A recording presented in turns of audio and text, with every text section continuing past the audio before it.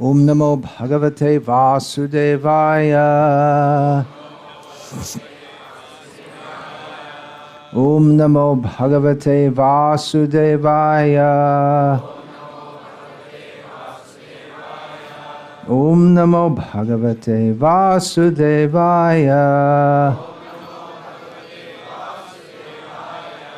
Jaya Jaya Shri Chaitanya Jaya Nityananda.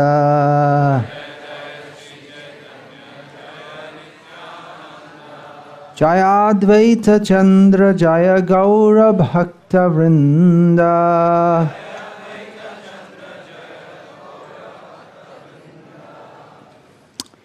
Sri Chaitanya Charitamrita of Srila Krishnadas Kaviraj Goswami. Translation and commentary by His Divine Grace A.C. Bhaktivedanta Swami Prabhupada. Madhya Lila, Chapter 10, Text 55. Nija, Griha, Bitta, Britta, Pancha, Putra, Shane, Ata, Shamarpinu, Ami, Tomar, Charane, Nijagriha Bitta Britta Pancha Putra Shane,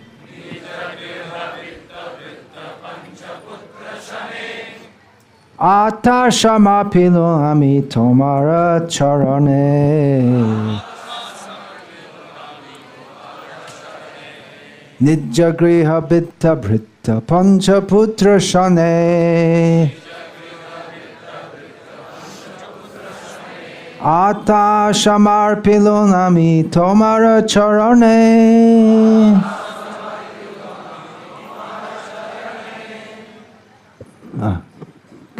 Can't see it. Kishori Mohan. Nijabrita Puncha.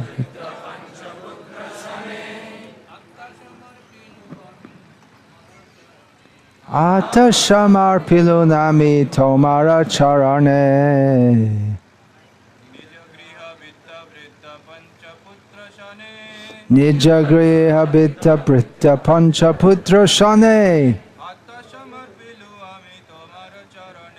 Ata Shamar Pilunami Tomara Charane.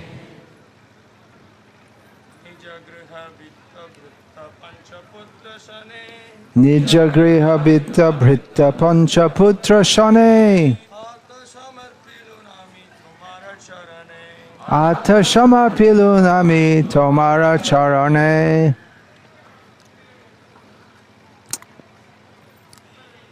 Any ladies, please? Nijagriha Bitta Britta Pancha Putra Shane. Ata Shama Pilunami Tomara Charane.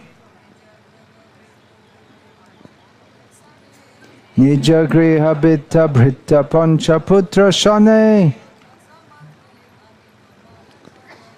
Ata Shamar Pilunami Tomara Charane. Nija, own. This is in the sense of owning something, not in the sense of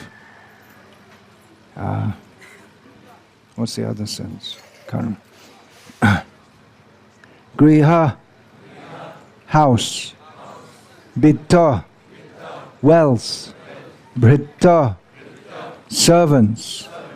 Panchaputra, 5 sons. Shane, with. Ata, self. Shamapinu, surrender. Ami, I. Tomar, your. Charane, at the lotus feet. Yeah, this is in the middle of a, it's text 55, so it's in the middle of dialogue that's going on. Appreciating Sri Chaitanya Mahaprabhu's favor, Bhavananda Rai also said, along with my home, riches, servants, and 5 sons, I surrender myself at your lotus feet. Srila Prabhupada's purport. This is the process of surrender. As Srila Bhaktivinoda Thakur sings, Manasha deho geho jo kichumo, apilun tua pade nanda kisho. Chaitanya Chandra, what happened? Just Madhukanta. Get out my songbook from here, please. I just remember I have to read that. Manasha deho geho jo kichumo apilun tua pade nanda kisho. It's inside another, yeah. When one surrenders unto the lotus feet of the Lord, he does so with everything in his possession. His house, his body, his mind, and whatever else he possesses. If there is any obstruction to this surrendering process, one should immediately give it up, without attachment. If one can surrender with all his family members, there is no need to take sannyas. However, if the surrendering process is hampered by so-called family members, one should immediately give them up to complete the surrendering process. Om Jnanatimirandhasya Jnananjana Shalakaya Chakshurinmilitam Yena Tasmai Shri Gurave Namaha. Nama Shreshtham Manamapi Shakti Putramatra Surupam Rupam Tasya Gajamorupuring Maturim Goshtavatim Radha Kundam Girivaramaho Radhika Madhavasham Prapto Yasya Pratita Kripaya Shri Gurum Tam Natosmi Vandeham Shri Guru Shri Yataf Padakamalam Shri Gurun Vaishnavanscha Shri Rupam Sagrajatam Sahagana Raghunatan Vitam Tam Sajiva Sadvaitam Savadhutam Parijana Sahitam Krishna Chaitanya Devam Shri Radha Krishna Padan Sahagana Lalita Shri Vishakhan Vitamscha. Hare Krishna, Krishna Krishna, Hare Hare, Hare Rama, Rama Rama. Pancha Putra Shange Nache Rai Bhavananda Tina Putra Shange Nache Sena Shivananda. हमने जाना है गान गौर Chandrika, no? Along with his 5 sons, Bhavananda Rai dances. Along with his 3 sons, Shivananda Sen dances. This used to be a very popular song at the beginning of any function. It's 2 lines from one song. Anyway, continuing the subject of in married life, how advancement is generally very slow or almost nil. It's a very sensitive topic, in as much as it's not what most people like to hear. Most people in this country are married or are expected to get married or widowed. It's still very central to the culture here in this country. Whereas in some countries they don't bother, because cats and dogs don't marry. And if you live like a cat and a dog, then what do they need to get married? It's a religious, in the Catholic tradition in which I was raised, it's called a sacrament. And in Vedic culture it's called a sanskar. It's a religious, it's not just coming together, but it's religious observance. It's done with the understanding that it has more significance than simply two dogs getting together or two cats getting together. It is sacred. So it's a very sensitive topic because it's not very complimentary. It may seem to be very accusing. But facts as they are should be spoken for the benefit of all concerned. We're reading here about Rai Bhavananda Rai, who is the father of 5 sons, who in Krishna Lila were the Pandavas, so they're eternal servants of Krishna in Krishna Lila, and eternal servants of Gaura in Gaura Lila. So for them, there's no question of being materially entangled. They're always liberated. Nitya Siddha. Gaurangera Shangi Gane Nitya Siddha Korimane Tar Hoy Braja Bhume Bash. Whoever considers, whoever understands that the associates of Chaitanya Mahaprabhu are eternally perfect persons, such a person, he is already qualified for, is it written? No, that's it. Shri Radha Madhava Antaranga. He becomes very dear to Radha and Madhava. So it's a delicate topic, and I thank you for all not becoming upset as I say these things. Maybe you are upset, but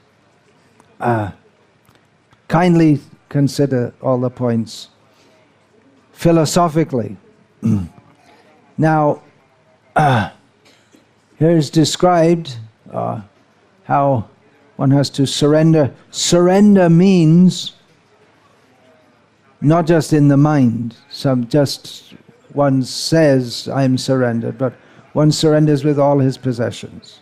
House, body, mind, manasa, deho, geho, jo kichumo, and whatever else he possesses. It is possible to imagine that one is surrendered. Just like I have a disciple who imagines that he only wants to have a spiritual relationship with me, but he doesn't want to follow anything I say. But I have a spiritual relationship. A spiritual relationship in this world means to, it means to give up one sense of individual existence. Advaita, this is Advaita. To give up one sense that I have an individual existence separate from that of Krishna and Krishna's representatives in this world. So the surrendering process, this Manasa Deho Geho, this song which begins with this line, with these words, comes in Bhaktivinoda Thakur's song collection, Sharanagati. The process of taking shelter of Krishna here in Sriragam, the capital of the Sri Vaishnava Sampradaya. The Sharanagati is central to their whole way of thinking and acting. Everything is aimed at taking Sharanagati, taking shelter of Sharanyam, he who is taking shelterable of. Anyway.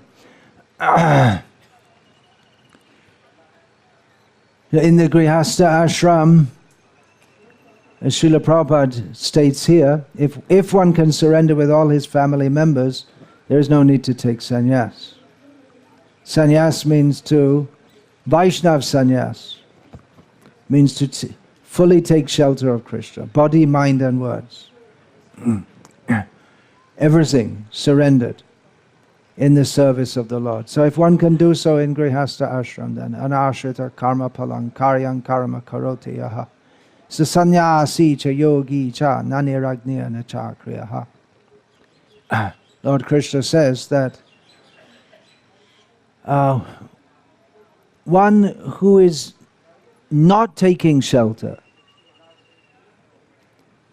the perfect yogi and the perfect sannyasi is one who is not taking shelter of karma phalam, the results of one's activities, and works as one is obligated according to shastric rules.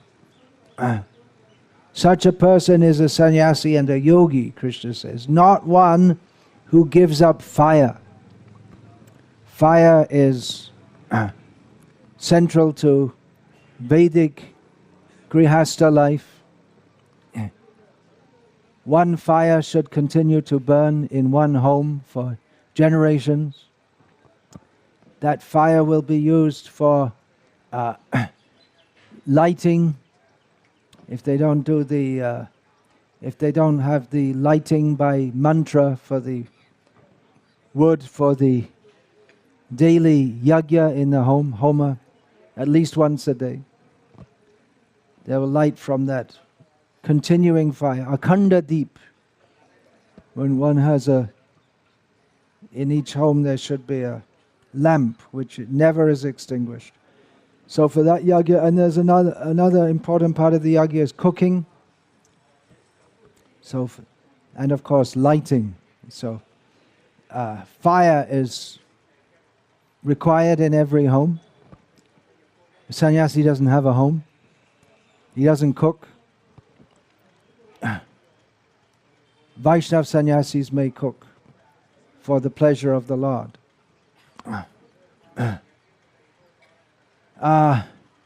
So a sannyasi is generally understood to be one who has no fire. But Krishna says that the real sannyasi is not one who has left fire and one who has left his varnashram, grihastha duties. But the real sannyas, complete renunciation, is to give up the taking shelter of one's activity. So in other words, a sannyasi, he may be akriyaha, he doesn't have activities, so many rules the householders have to follow. Actually, in modern life, in our ISKCON for instance, it's considered that sannyasis have more rules to follow, but actually grihastas have more rules to follow. Everything they do, from morning till night, the way their house is set up, everything, so many rules, especially the brahmanas. They have so many rules to follow. And they do so, it's without difficulty. It's a daily routine. Daily nitya kriya. And then, of course, there's naimitic, also, time to time, different duties. So within the varnashram system, it's much easier to be a grihastha and offer everything to Krishna. It's much easier to do so than in the present day, where the whole society is money-centered. In varnashram society, there is dharma, artha, and kama, and mostly not moksha. Most members of varnashram society are not immediately aiming at moksha,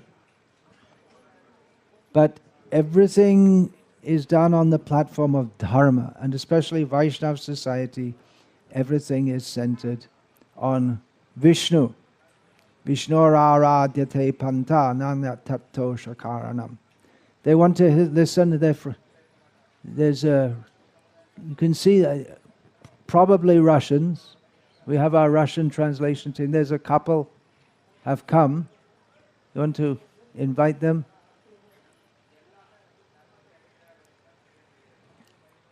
When we go in we used to go in the temples, and the priests used to ask, "Are you from America?" Because most of our dealers, now they ask, "Are you from Russia?" Isn't it? Because most of them are from Russia. So we presume they're likely to be Russian.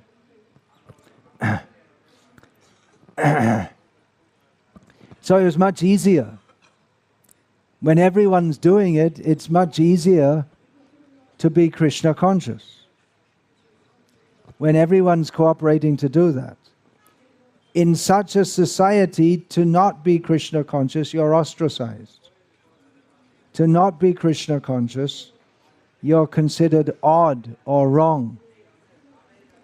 Now our devotees, after being at this camp, they'll all go back to their respective places, and all the men will take off their dhotis and remove their tilak. They're afraid. What will people think? Well, you don't have to. You can go in a dhoti also. You don't have to be afraid that people will think that you're unusual.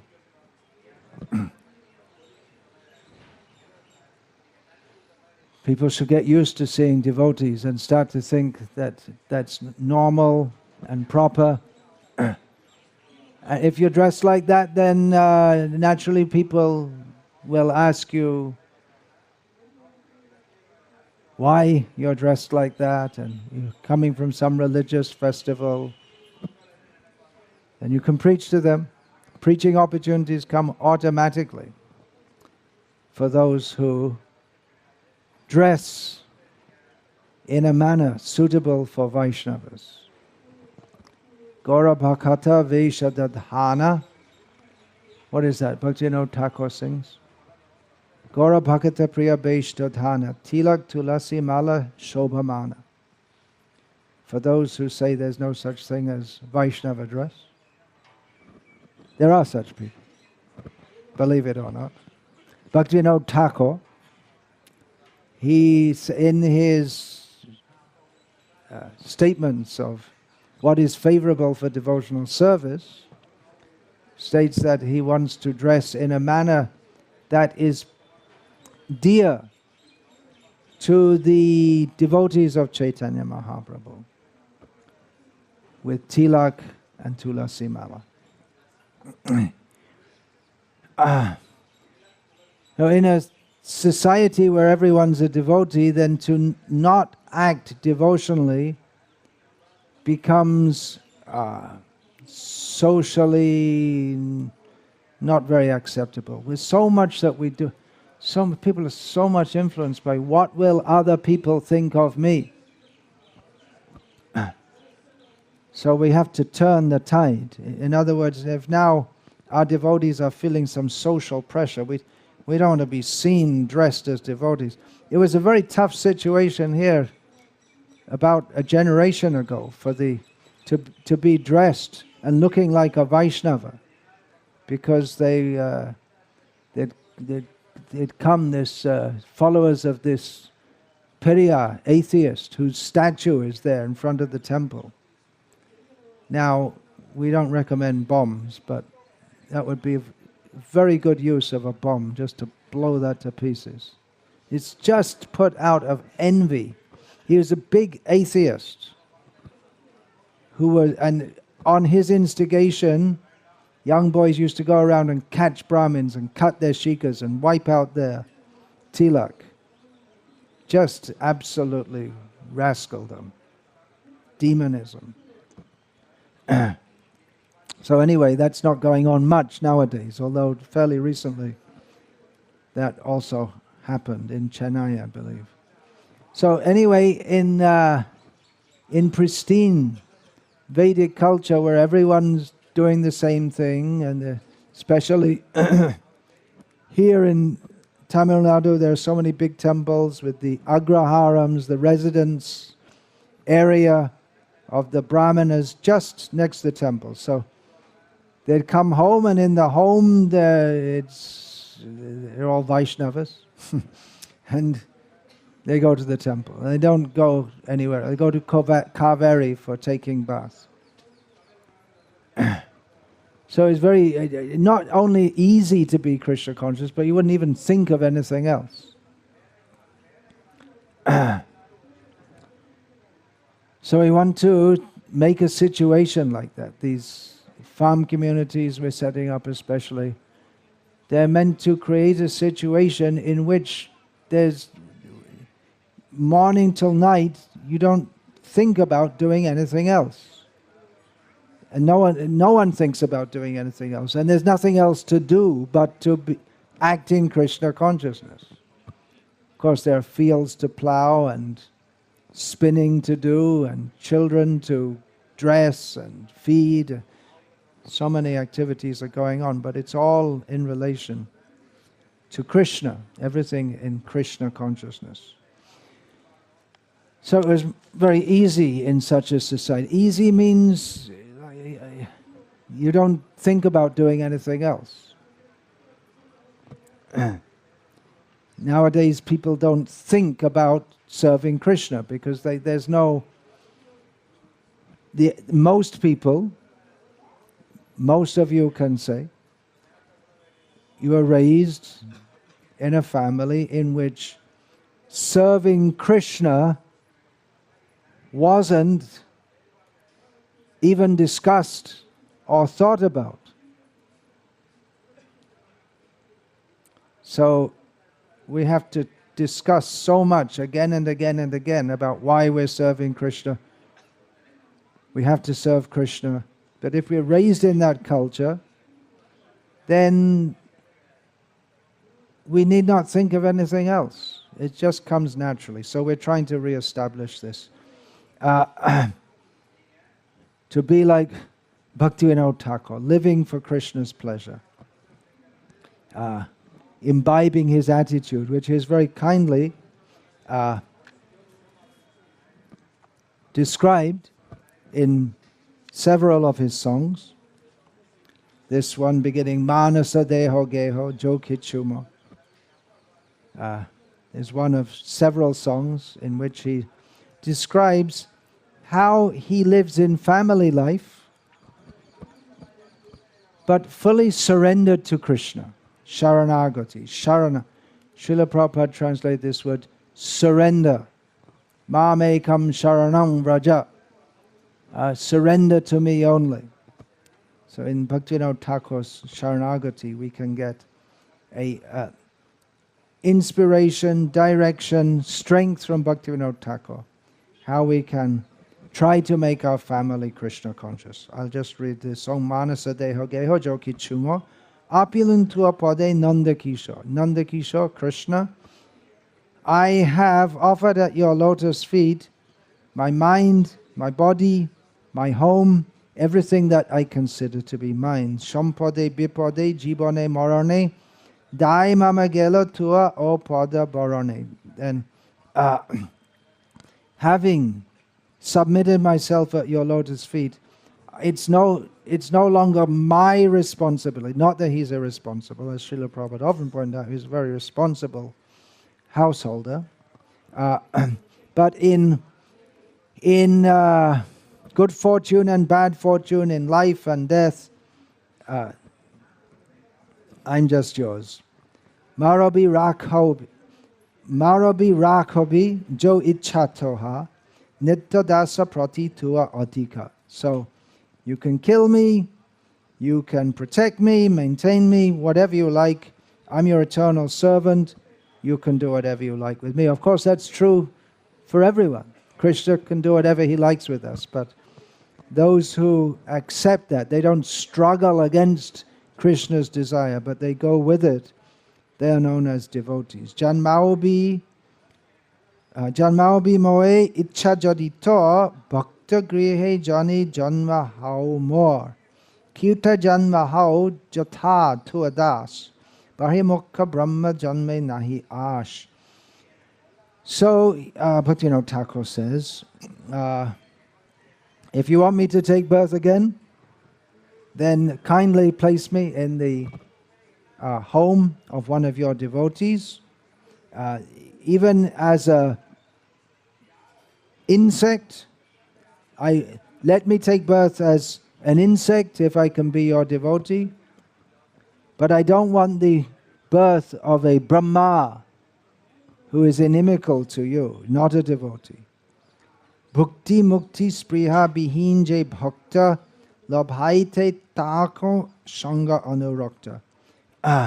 I desire to attain the association, be attached to a devotee who is free of desires for material enjoyment or liberation. Janaka janani dayata tanai Prabhu Guru Pati Tuhu Sarvamai. To me, Nandakishore, Krishna, you are my father, mother, dearest, lover, son, master, guru, husband. You are everything to me. Bhakti Vinoda kahe, Shuno kan Radha Nata Tuhu Hamara Paran. Bhakti Vinod says, listen, I'm calling out to you. Krishna, Kana, Radhanath. You are my very life. So from this we can imbibe the mood of Bhakti Vinod.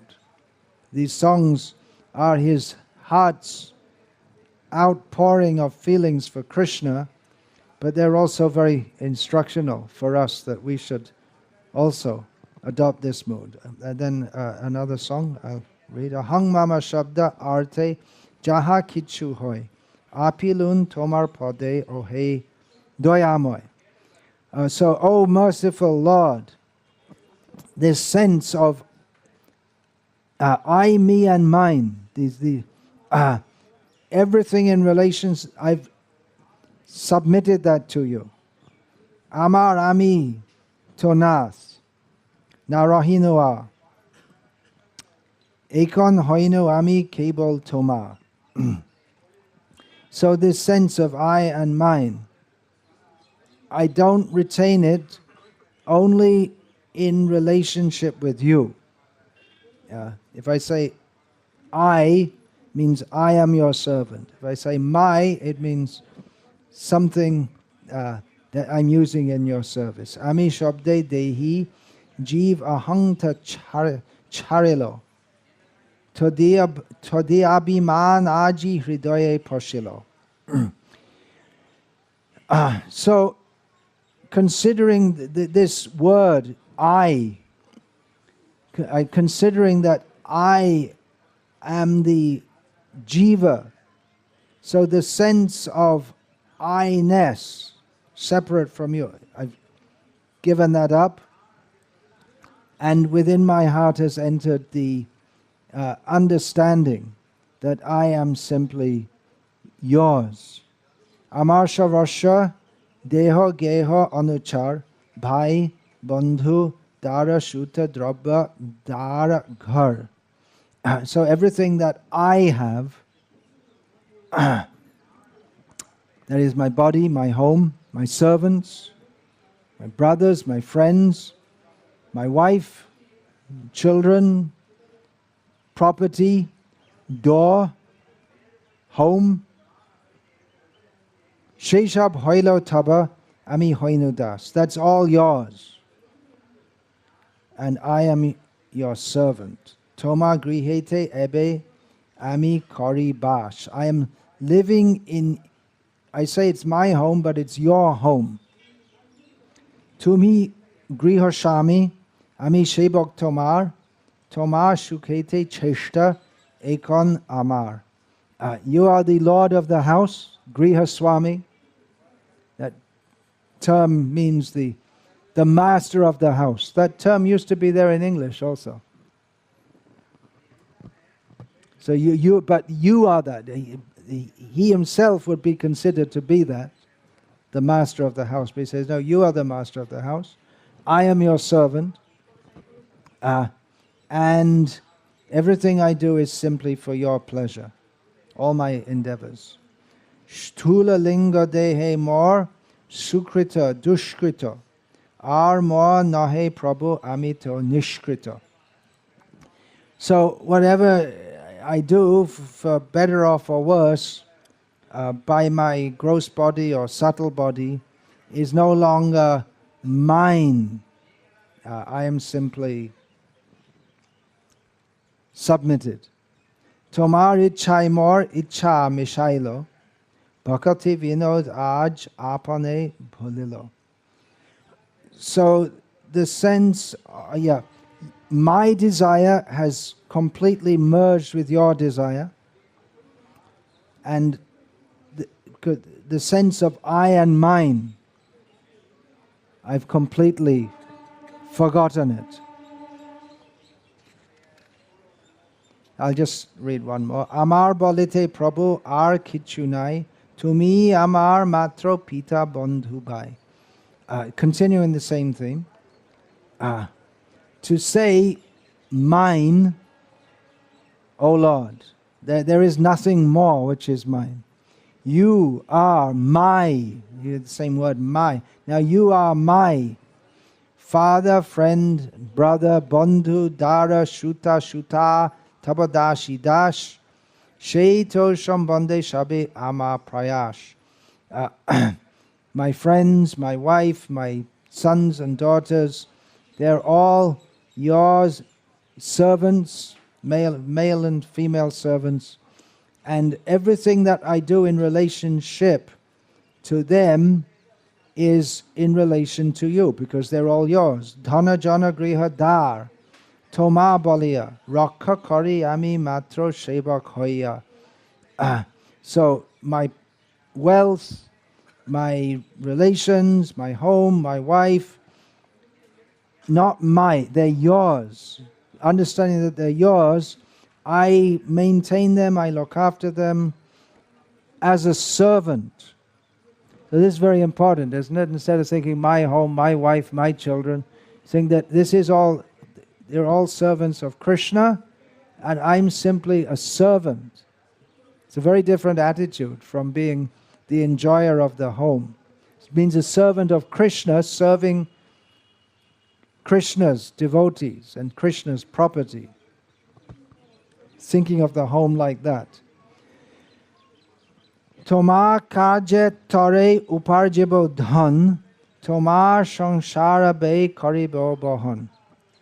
So with this attitude, that everything in the home is meant for Krishna's service, with that attitude I earn money and I spend also. Carefully spend the money, with the attitude, this is all for Krishna's service. Bhalo manda nahi jani, shiva matro kari, tomar sangsaraya ami bishoy prahari. So without considering what I consider to be good or bad in terms of my own consideration, I'm doing service.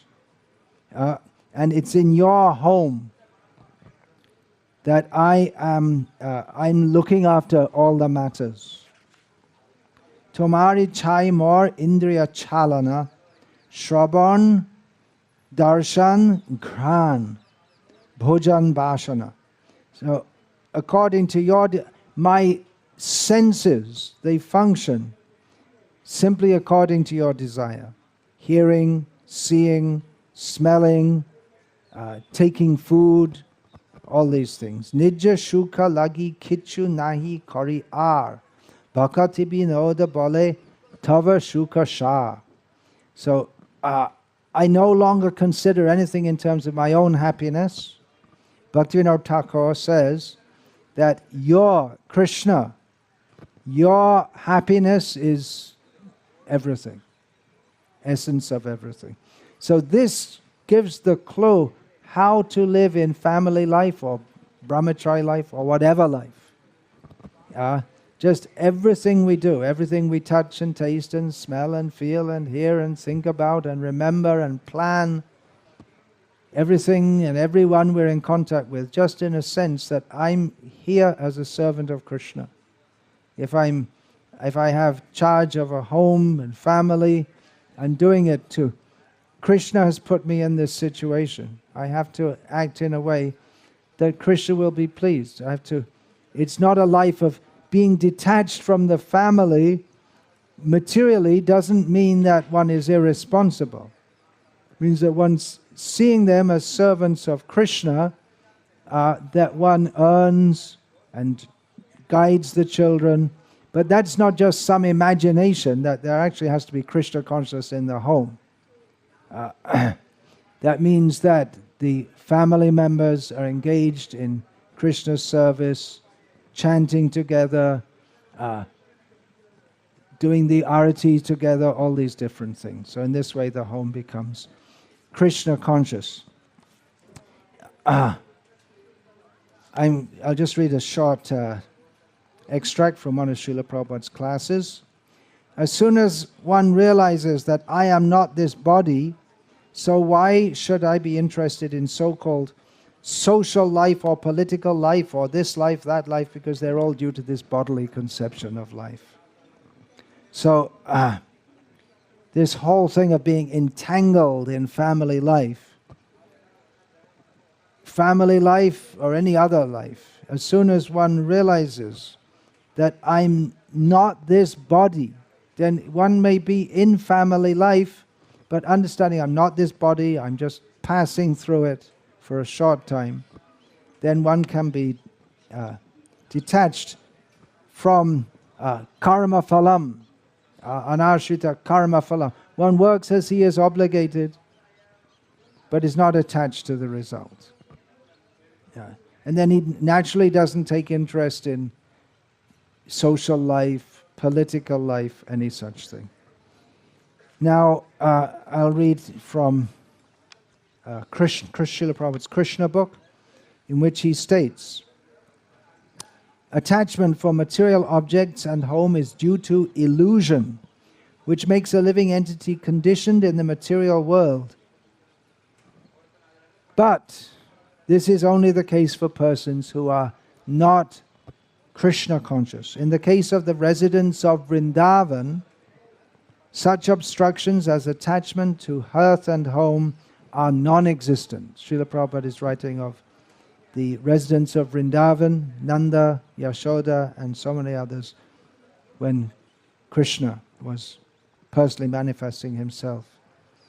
Because their attachment has been directed unto you, unto Krishna, and their homes have been converted into temples by your constant presence there, and because they have forgotten everything for your sake, there is no impediment. For a Krishna-conscious person, there is no such thing as impediments due to attachment for hearth and home, nor is there illusion. So this is the desired stage of Krishna consciousness, where one lives in the home, but one is not materially attached, one is completely attached to Krishna. On the other hand, generally, in family life, one's progress, one becomes too attached, and one's progress, spiritual progress, is very slow or almost nil. So there are two ends of the scale. That of being completely materially attached, that of being completely attached to Krishna, and those who have taken to Krishna consciousness in family life is somewhere in between. So then the question should be then, how do we go from the material attachment of thinking in terms of I, me, and mine, and to the spiritual attachment of seeing everything as Krishna's? So Srila Prabhupada discussed this, reading from a lecture, again, of Srila Prabhupada. So what is the solution? Srila Prabhupada says, increase your attachment for Krishna. That makes sense, doesn't it? That if we have material attachments, we want to become fully attached to Krishna, so increase our attachment for Krishna. Srila Prabhupada explained, we have got attachment. What is attachment? What is attachment? Who can say what is attachment? Srila Prabhupada said, that is not to be learned. You don't have to learn how to have attachment because, Prabhupada says, everyone has got attachment. Either he has got attachment for family or for society or for community or for the country or for the nation and so on for his business or at least for his dog. So attachment there is. One, everyone can understand what is attachment. But this attachment should be turned over for Krishna. Then your life is successful. This is explained here. Maya sakta manaf bharata yogam yunjanmada ashrayaha. That's from the Bhagavad Gita, chapter 7, text 1, in which Krishna says, with your mind attached to me in yoga, taking shelter in me. And Srila Prabhupada continued, if you simply turn your attachment to Krishna, you know what is attachment. So then shall I have to give up attachment for my family, for my business? No. Keep the center attachment in Krishna and do whatever you are doing. Just like the family. It does not mean because you have turned your attachment, therefore your family attachment should be withdrawn. No, it will be polished. The family attachment will be polished. If you train your family in Krishna consciousness, just early in the morning, rise up. You can control your family in that way. Get up. Now get up. Take your bath. Have Mangalati. Then chant Hare Krishna.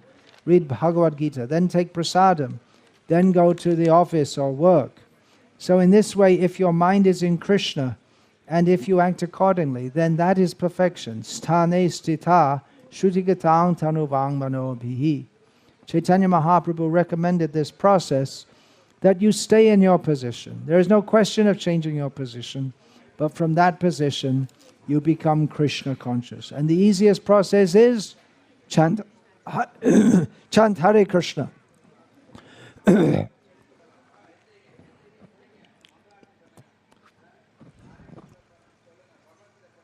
That is not at all difficult, provided we agree to accept it. Then we can gradually understand what is God, what I am, what is my relationship with God, and so on, so on. Everything will be clear. Everything will be clear means that for the time being our heart is very dirty. It's not clear. We are always full of so many dirty consciousness. It has to be cleansed. The cleansing process is this chanting of the Hare Krishna Maha Mantra. Chaitanya Mahaprabhu therefore says, Chaito Darpana Marjanam. So, as I mentioned yesterday, even the most neophyte devotee, or just beginning devotee, householder in Krishna consciousness, is far better situated than many famous sannyasis who are not Krishna conscious. Anyone who chants Hare Krishna with some faith is better situated than very austere and learned sannyasi who does not have the motive to surrender to Krishna. Mayavadi sannyasis think they have become Krishna. Isn't that amazing? They think they're getting free from illusion by taking sannyas. Dandamat, what is that? Dandamatrena na. Dandagrahena matrena naro narayana bhavit. They have a saying that by accepting a danda, sannyas danda, a man becomes God. Amazingly stupid. Really, it's amazingly stupid. It seems that, if you think about it, that the really most stupid things are said by the most supposedly intelligent people. Just like, for instance, there was nothing and it exploded, and out of the explosion all the laws of science came and they all fitted together, and here we are today. Incredibly stupid idea. But they're big scientists making research. And they come up with a totally stupid idea. And then also this, by taking a stick, you become God. What a stupid idea, amazingly stupid. I'm saying it again and again because I'm amazed, even though I've known it for years and years, but it's so overwhelmingly stupid that we're again and again amazed by it. And they're not. It's not some kind of joke. They really believe it, and it's really difficult to understand how they could possibly think that they are God.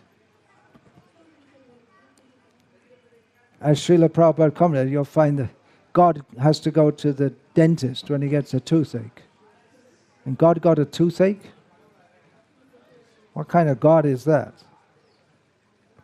So, all the devotees, those who have taken up Krishna consciousness on the best path, the topmost yoga system, it's very, very auspicious path. But to go up, we require to consciously desire to go up and to endeavor. It's quite possible in Krishna consciousness that we can take to Krishna consciousness. In the beginning we're very enthusiastic, and then we get to some stage where we can sit and chant 16 rounds. It doesn't become a major struggle. We chant 16 rounds and then we feel like taking a bath. Physically we take a bath in the morning, then we spiritually take a bath by chanting the rounds. We go through our daily activities in Krishna consciousness, and there may come a stage where it's not a great struggle to do so, that the mind isn't jerking us at every step, and we feel quite comfortable in Krishna consciousness, and that can be a trap also, because then the endeavor to go up and further, we reach a plateau in which and we think, oh, okay, it's fine. I've been climbing up this mountain, now I reached a plateau, it's quite comfortable, but we don't see we've got a long way to go up there also. Still further to go. And we may think that, well, anyway, I'm chanting, I'm doing my thing, and automatically it will come. We have to go on endeavoring. Don't get stuck. And you know what? Maya can attack us at any time, especially if we're complacent. If we forget that we're in trouble. So how to keep on going, keep on striving. Or we can absorb the mood of Srila Prabhupada, who had the mood of Prahlad Maharaj, how to save the conditioned souls, that we may be content ourselves. Naivod vijay paradirataya vaitaranyas twadvirya gayanam mahamrita magna chittam shochetato vimukacheta sa indriyata maya sukhaya bharamudvahato vimurhan. Prahlad Maharaj said that I'm happy being Krishna conscious, but I'm not in chanting your glories to Nrsimhadev, he said. But when I see all these people just wasting their life in attempting to be happy in this material existence, then I feel great distress. So taking up that mood and mission of Srila Prabhupada will help us, the endeavor to serve Srila Prabhupada's mission which is Chaitanya Mahaprabhu's mission of delivering all the jivas in the universe. That will help us also. If we think what will be our own best benefit is to try to act for the benefit of others by pushing on Srila Prabhupada's mission. That means book distribution, preaching, going door to door. Srila Prabhupada so many times mentioned going door to door, collecting funds, taking subscriptions for the Bhagavad Darshan magazine, writing for the magazine. There's so many different things to do. Not everyone's going to be a big Maharathi, Arjuna. Not everyone's going to be, but Arjuna had also an army. See, Duryodhana and Arjuna, they both came to Krishna. And the question was to get Krishna's army. So even though they were great warriors, but they realized we need some help also. We got chariots with horses. When the horses come back at night, if they come back, then someone has to feed them and clean them and put shoes on and repair their horseshoes. I know people wore horseshoes in those days. If horses were, and then there has to be some doctor for the horses, for their wounds. There's so many people, so many fighters were there on the battlefield, but for every soldier there has to be a backup of so many other people. They have to cook, bring the food. So many things are required for them. So there may be some very powerful preachers. There may be imitators of powerful preachers also, but everyone's service is required in so many ways to help push on this mission. And if we do so, then yasya prasada bhagavat prasada, by whose mercy, by whose mercy we get the mercy of Bhagavan. How are we going to go up? We're talking about climbing up the mountain, but it's a lot easier if Garuda comes down and carries us up. So Krishna says that in Bhagavad Gita. Well, he doesn't exactly say on Garuda, but that's how the acharyas portray it. That Krishna, that's quoted in the purport, that Krishna comes and delivers from the ocean of material existence devotees. So we're trying to go up, but at the same time calling out for the mercy, Krishna, please come and save me. But if we get the mercy of Srila Prabhupada by serving his mission, then surely Krishna will not neglect us. I've heard it said, it's not in the Veda base, so it may not be fully pramana, it may not be true, let's say it like that, but I heard it said that a devotee had asked Srila Prabhupada that, well, will we go back to Godhead? And Srila Prabhupada said, well, we're working so hard to print books and distribute books and bring people to Krishna consciousness to help others go back to Godhead, so surely Krishna won't neglect us. Surely Krishna will take us also. So this is a very practical means for our own spiritual advancement, is to dedicate our lives as family members also in Srila Prabhupada's mission. That doesn't mean neglecting one's family duties, but identifying oneself as Bhaktivinoda Thakur does.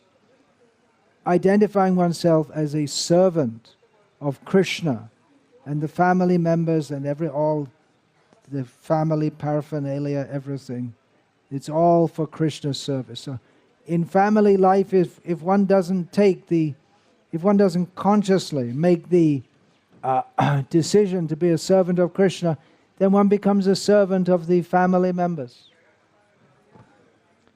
which is a degrading situation.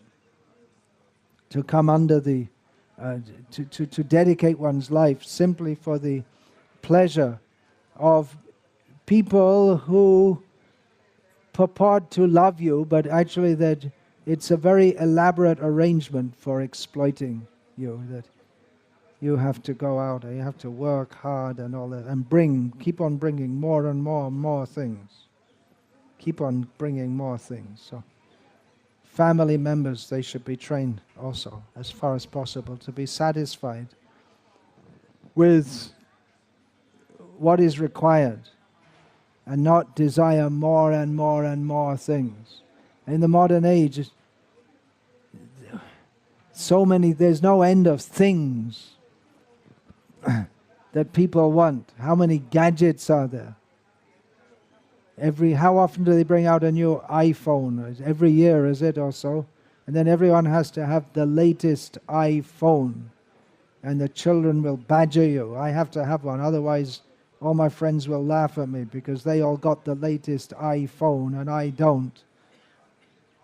And it's miserable. And you have to go and work and work and work, and there's never enough money.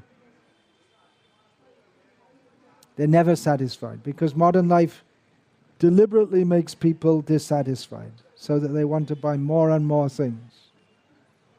Horrible situation. But if we dedicate our life in the service of Krishna and train the family members like that, they have to have a lot of strength also. That when people come and say, you don't have the latest iPhone, I don't have it, don't want it, you have it.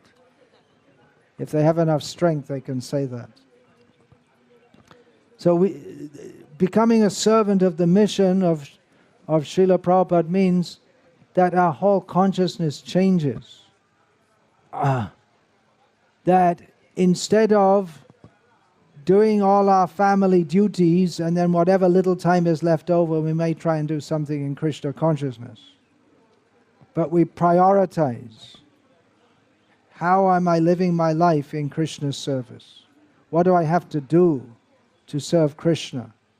What will I do that Krishna will be pleased with me? And again, it doesn't mean neglecting anything in family life, but it also means not doing, it's not that one should be all the time acting only for the mundane necessities and the pleasures of the family. Otherwise there's no end to the family demands. It is difficult to keep a balance. It's an often asked question, how do we keep a balance between our material duties and our spiritual duties? It can be very difficult, but if we can train the family members to understand that this family, we are living here to serve Krishna, then it becomes much easier. So again, these Vaishnava communities makes it much easier. Either on the farms, or just like in Salem now, there's a Vrindavan colony of householders have all moved close to the temple, so they can all come to the temple daily, and they're living with devotees, so they don't have to hear the blare of the TV from the next door house and then worry the children will run out and go and watch the TV in the next door house. So association, we make that situation where everyone together, they're all focused. Not just one family, but the whole village. Everyone together is focused on serving Krishna. Otherwise, it can be very difficult to keep a balance. I'll read from one of Srila Prabhupada's purports in Srimad Bhagavatam about association. Srila Prabhupada writes, material society, friendship and love are all different phases of lust. It's karma, they're all, this material society, friendship and love, they all come from karma, material desire. Home, country, family, society, wealth and all sorts of corollaries are all causes of bondage in the material world, where the threefold miseries of life are concomitant factors. By associating with pure devotees and by hearing them submissively, attachment for material enjoyment becomes slackened, and attraction for hearing about the transcendental activities of the Lord becomes prominent. Once they are, they will go on progressively, without stoppage, like fire in gunpowder. You all know you light the firework, and you put there's some string, and then you just light at one end and so this is the example being given. Once one associates with devotees and gets a taste for living in their association, hearing about Krishna, then it'll go automatically. It is said that Hari, the personality of Godhead, is so transcendently attractive that even those who are self-satisfied by self-realization and are factually liberated from all material bondage also become devotees of the Lord. Then from another section of the Bhagavatam, one must hear from the mouths of realized souls. In this way, the Grihasta's attraction to his wife and children will gradually be reduced. That's a very important statement. I'll read it again. One must hear from the mouths of realized souls. In this way, the Grihasta's attraction to his wife and children will gradually be reduced. So this Shravan process is, these camps are organized for that and should go on daily hearing. Take this Srila Prabhupada, what is that called? The recordings, all the recordings together. Listen to that. Of course, Srila Prabhupada also wanted that his disciples would carry on what he started in the Western world, hearing, chanting, especially the temples that Srila Prabhupada he established. They are meant not just for darshan, that people will come and see, but they will come and hear. So those who are living in the temples, they're supposed to be renounced, they're supposed to be spiritually absorbed, and they're supposed to be the good association. So Grihasta devotees should try to find good association, and the temples are especially meant for that. In this regard, the temples are meant that people can come and hear from devotees and associate with them. That's nice. The fly is over here. You're on that side and the fly is on this side. He's more intelligent than you. So, reading from transcript of a conversation, Pushta Krishna says to Srila Prabhupada, the future in Kali Yuga looks very bleak. Srila Prabhupada said, very, very black.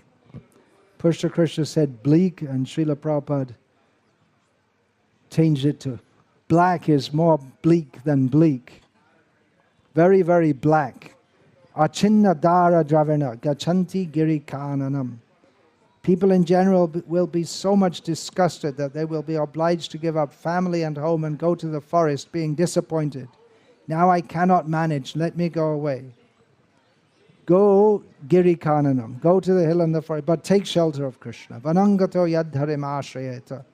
Go, leave your family home, so-called family home, and go to the forest and take shelter of Krishna.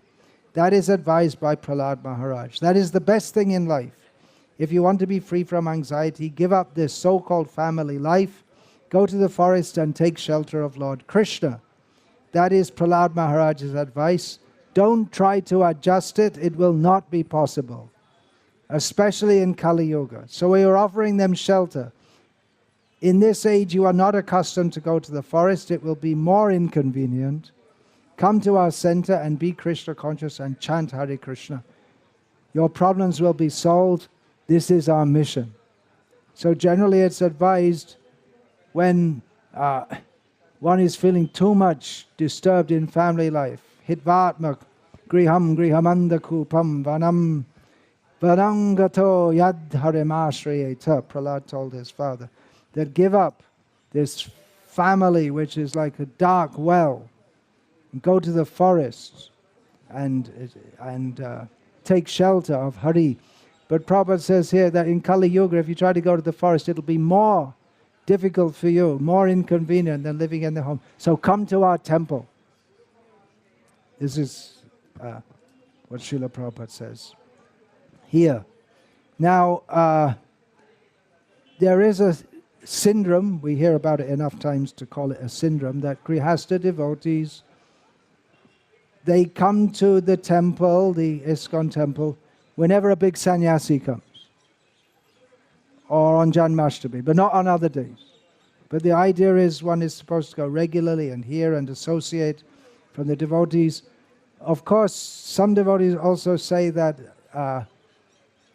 the temple, it's more like someone's home. It's run like their own griha. So I'd rather be in my own, I might as well stay in my own griha and chant Hare Krishna than go to someone else's griha, which they call the temple. So we have to find the association that will help us find good association. We can read Srila Prabhupada's books if we're desperate of finding any good association. We find some devotees do very well by reading Srila Prabhupada's books. Present with us today is Biju from Coimbatore. Where is he? Is there? I saw. Oh yeah, he's sitting there.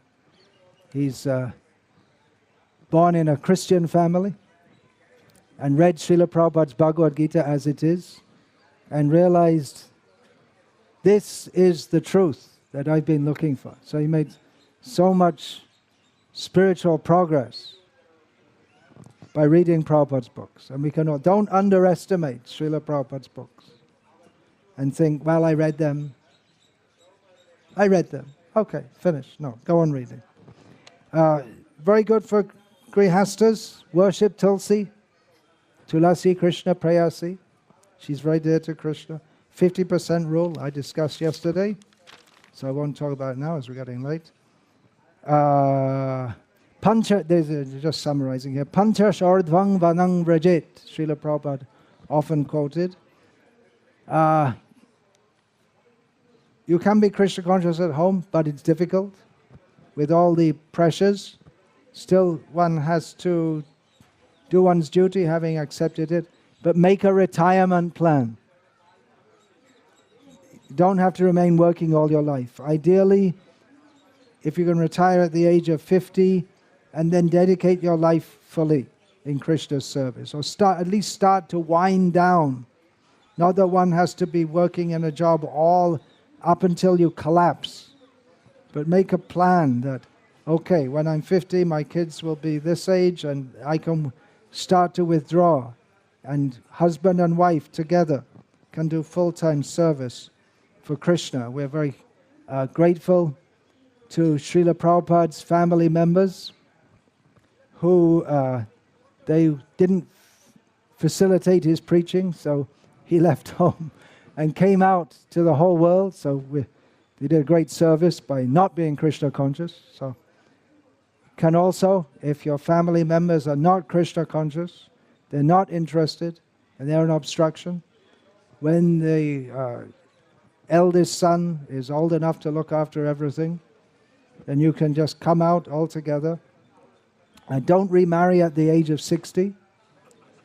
You're laughing, but it's very common among our devotees in the West. Somehow or other, they just can't live even with so much spiritual knowledge and so many years of chanting. They can't live without the association of women. It's not for sex. I don't think at that age they would be doing, but the feeling that I need some female association. But we should take pleasure in serving Krishna. We're all Prakriti. Woman is Prakriti. So if we strongly identify ourselves as Purush, then we feel the need for Prakriti. But if we identify ourselves as Prakriti, I'm meant for serving Krishna, then we won't feel that need that I have to have this female energy around me. Because again, it may bind one in material life by somehow or other the previous marriage broke up or whatever. So again, I need these attachments. I need to have around me the wife and home and so many things. But one should be becoming detached from these things. I'm only meant for serving Krishna. Otherwise, one's advancement is very slow or almost nil, which brings us to a full circle. I started off saying this, but we're supposed to end sweetly. So I'll end sweetly, that everyone can go back to Godhead in this life, and should go, and will go, if they follow the path of Chaitanya Mahaprabhu, of Bhavananda Rai, who with his 5 sons were fully Krishna conscious. Although you might need speaking to, as Vidura spoke to Dhritarashtra, which wasn't very sweet. But the end result was that Dhritarashtra attained liberation. Hare Krishna. All glories to His Divine Grace, Srila Prabhupada.